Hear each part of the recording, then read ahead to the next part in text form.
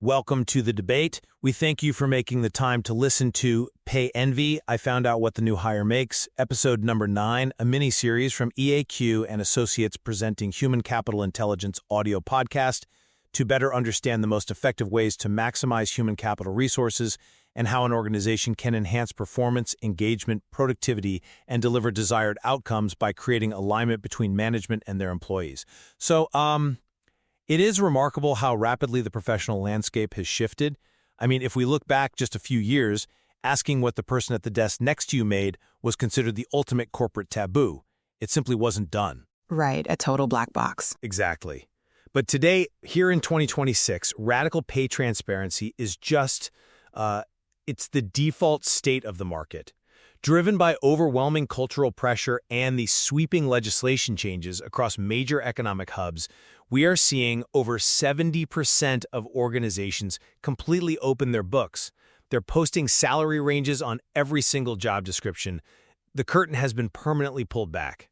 It certainly has. And, well, that sudden exposure brings us to the central tension we are analyzing today. Because the core question isn't whether transparency is happening. I mean, it is here.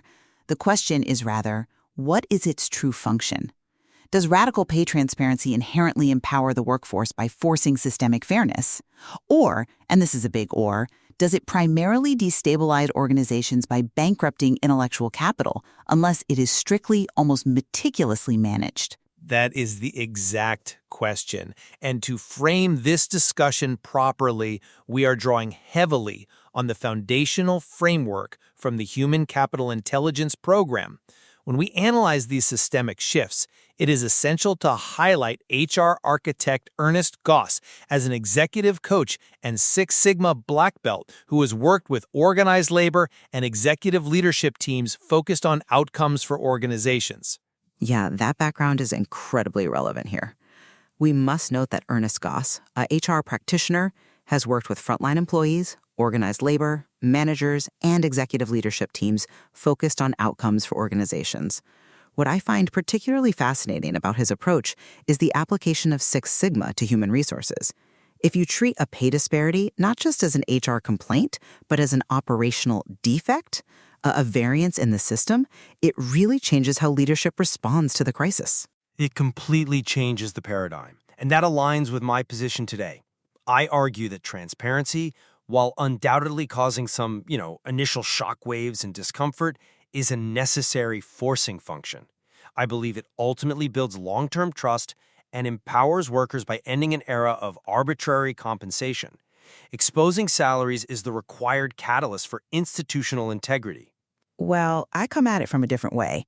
While institutional integrity is a noble goal, sure, radical transparency, when implemented without proactive financial recalibration, acts as an organizational wrecking ball. It triggers profound pay envy and exposes what we call the loyalty tax. From my perspective, the visceral psychological impact of these disclosures fundamentally breaks the psychological contract between the employer and the veteran employee. It destroys continuity in the process. I think we need to unpack that psychological impact versus the logical outcome because we simply cannot ignore the empirical evidence regarding how employees actually process fairness.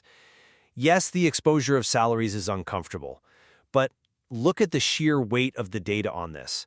There was a massive study involving over 500,000 employees a few years back that looked specifically at compensation perception. The data demonstrated that an employee's perception of how fair their pay is and how transparent the process is has 5.4 times more impact on their job satisfaction than the actual dollar amount on their paycheck. 5.4 times. I don't dispute the numbers on process fairness, but honestly, that relies on a very sanitized view of how human beings process unexpected financial disparities. It assumes perfect, detached logic. The reality is that the visceral impact of discovering a pay gap almost always overrides any logical process explanations an HR department might eventually try to offer. Let's look at a very specific, incredibly common scenario happening right now in this landscape.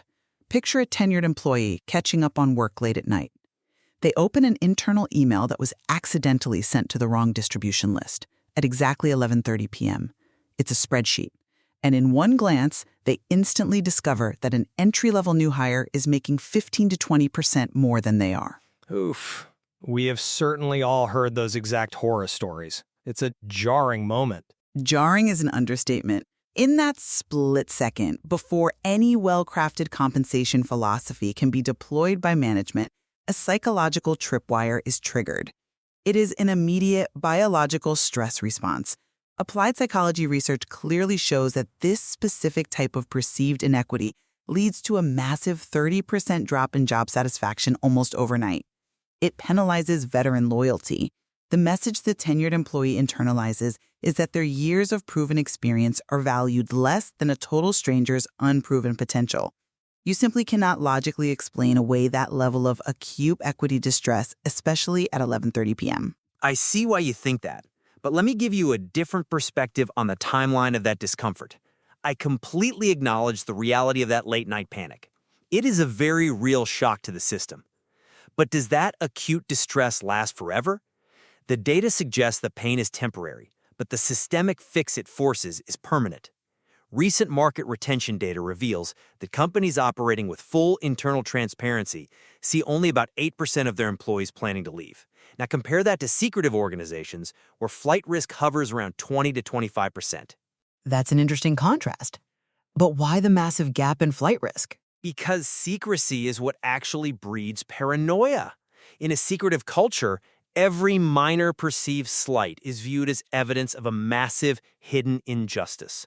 Transparency forces employers to explain the math.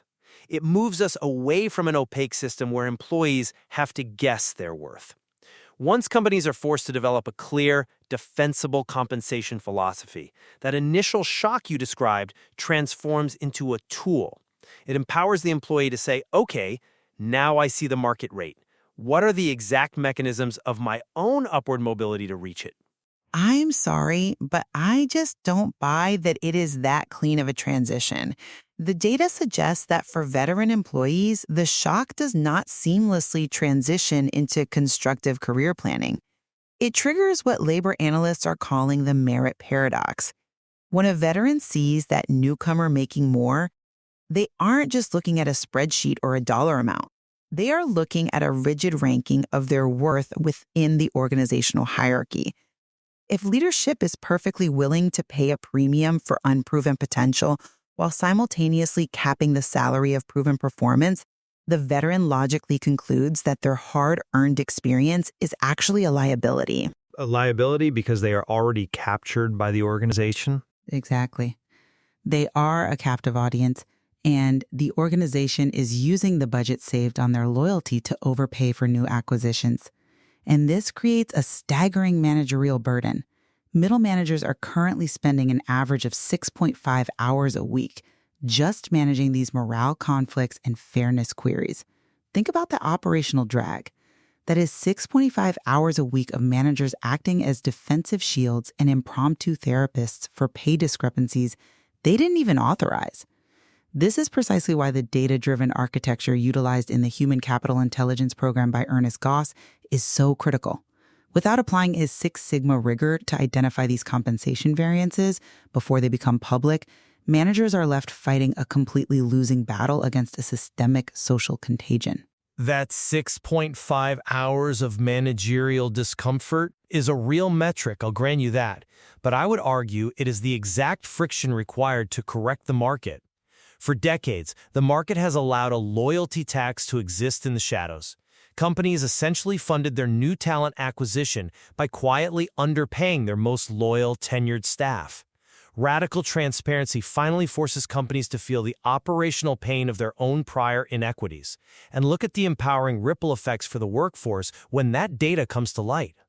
Empowering in what sense? In terms of agency, when state-level pay transparency laws were passed, economic studies found that transparency increased the probability of high-wage employees becoming entrepreneurs by over 25%. Furthermore, Gen Z's proactive job-seeking behavior increased by 3%. These employees aren't just sitting in misery at their desks after discovering a gap. They are using this newly visible data to take absolute agency over their careers, correct their own market value, and in many cases, innovate by starting their own ventures. That's a compelling argument for the broader economy, sure, but have you considered the cost to the organization they leave behind? You're talking about macroeconomic market correction. I'm talking about an immediate operational hemorrhage. The financial devastation caused by pay envy on the ground cannot be overstated. When that veteran employee feels the sting of the merit paradox, they don't necessarily leave to become entrepreneurs right away. Often, they enter a state of regrettable retention. The phenomenon some are calling the Great Detachment. Industry estimates suggest these checked-out employees operate at only 60% capacity. They actively withhold their discretionary effort, they stop volunteering for committees, and crucially, they stop mentoring the very new hire who's making more than them. The company is paying for 40 hours of work, but receiving 24 hours of value. The productivity loss is certainly a hidden tax of poor management. And it gets worse when the actual turnover finally happens, which it inevitably does. Replacing a mid to senior employee is catastrophic. It costs 1.5 to 2 times their annual salary. Imagine a veteran making $100,000 who finally leaves over a $15,000 pay gap with a new hire. The company now has to spend $150,000 to $200,000 on recruiter fees, onboarding, and lost productivity to replace them. But the most devastating loss isn't the recruiter fee, it's the loss of the shadow SOPs. The unwritten rules of the organization. Precisely. The invisible knowledge of how the complex work actually gets done, who to call in IT to bypass a bottleneck, which client needs to be spoken to in a specific way. You cannot put shadow SOPs in a manual. It takes 6 to 9 months for a replacement to reach true institutional mastery. And during that time, error rates spike by 14%. That is the true, staggering cost of unmanaged transparency. I appreciate you laying out those figures because the loss of shadow SOPs is indeed a critical risk. However, I would frame those exact numbers differently. I argue that the $150,000 replacement cost actually validates the absolute necessity of transparency. It makes the cost of inequity impossible to ignore anymore. Previously, the structural bias against tenure was completely hidden. Well, hidden from the employee perhaps, but certainly not from management. Exactly, and management chose to ignore it. Let's look at the findings regarding the confidence versus reality gap in HR. Recent data showed that while 91% of HR professionals were ready and willing to take immediate action on gender pay gaps, only 66% were willing to act on pay gaps between a veteran and a new hire of the same gender. That is a stark drop-off. It is. It proves the system was inherently biased against tenure. Management was perfectly comfortable letting the veteran quietly absorb the financial penalty of market inflation. What radical transparency does is violently illuminate this exact blind spot. Because of the risk of that massive replacement cost you just outlined, 59% of employers are currently moving away from generic flat percentage raises. They are finally making targeted base pay adjustments to specifically address market-based pay compression for their veteran talent.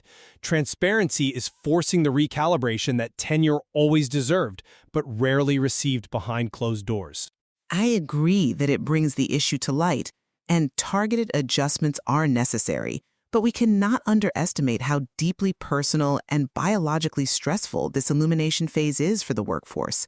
It is not just a cold financial calculation on a ledger. Researchers have connected these sudden compensation discoveries to severe public health impacts. Studies looking at companies that increase social comparison through pay visibility found nearly a 6% increase in employees utilizing anxiety and depression medication. That really speaks to the profound tie between compensation and self-worth. It does, and the equity distress is massively amplified when the comparison is with someone demographically similar to us, same sex, same race colleagues. It ceases to be an abstract business policy and feels like a direct personal assault on one's individual value. Even more alarming, safety data correlates greater vertical pay disparity with an increase in workplace injuries and lost workdays, simply because stress and disengagement erode an employee's focus on critical safety protocols. So yes, 59% of employers might be making those targeted adjustments now, but we have to acknowledge they are doing it as triage on a severely bleeding culture. I don't disagree with the severity of the triage. But that triage is exactly why we must transition our focus from the initial shock of the problem to the mechanics of a sustainable solution. The data clearly shows that simply reverting to the old ways of secrecy is not a viable option, nor is it desired by the incoming workforce. The path forward relies heavily on proactive, data-driven architecture. This brings us directly to the actionable solution highlighted in our source material, the concept of the bridge to the issue, partnering for a fair exchange. Yeah, this is the critical pivot. If we accept that transparency is here to stay, how do we actually survive it? By applying the operational rigor championed by the Human Capital Intelligence Program and HR architect Ernest Goss. It is about moving from secretive pay to logical, defensible pay. It requires establishing internal equity mathematically before the market forces your hand through a viral internal email or a mass exodus. I think that is where we finally find some convergence. That bridge requires an explicit, reciprocal agreement between the organization and the veteran employee. It acknowledges out loud that the old math is permanently broken and replaces it with an intentional equity recalibration. Both sides have to be willing to cross this bridge to survive the 2026 landscape. Precisely. Let's clearly articulate the mutual benefits of this architect's bridge approach because it requires buy-in from both sides of the table. What the employer gains is the prevention of a toxic resignation and the preservation of irreplaceable intellectual capital. You gain a mentor-led culture where the new hire becomes productive in weeks rather than months. And on the other side of that equation, what the employee gains is fairness and value restoration. You gain a concrete commitment that your professional value is recognized and a clear timeline for when your pay will match your worth. You move from feeling punished for staying to being invested in for leading, creating a sustainable future where experience and market reality are finally pulling in the same direction. That synthesis really encapsulates the core of our exchange today. When we rigorously analyze radical pay transparency, it becomes clear that it is neither a pure utopian empowerment tool that magically fixes everything, nor is it an apocalyptic destroyer of companies. Through this discourse, we can see it as a profound, necessary stress test on an organization's internal logic and foundational fairness. I think that is a very fair assessment. By examining both the empowering capacity of market truth and the visceral psychological devastation of the loyalty tax, we get a much clearer picture of the highly precarious tightrope leadership must walk right now. The data proves that human beings are deeply biologically sensitive to relative deprivation. Managing that reality requires immense intentionality and operational discipline. There is certainly far more to explore in how we design these systems moving forward. Indeed there is. Thank you everyone for joining our three-part mini-series Human Capital Intelligence series presented by EAQ and Associates. We will continue to explore the intersection between business problems, operations, and strategy. HR architect Ernest Goss uses Six Sigma and data-driven architecture to solve complex organizational problems. We invite you to visit their website at eaqassociates.com. Join us for episode number 10. We will be discussing the loyalty tax for employees in our next session. Our goal is to equip you with the tools to turn your human capital into a sustainable competitive advantage and build the bridge that sustains a viable organization while creating opportunities for its employees. We'll see you next time.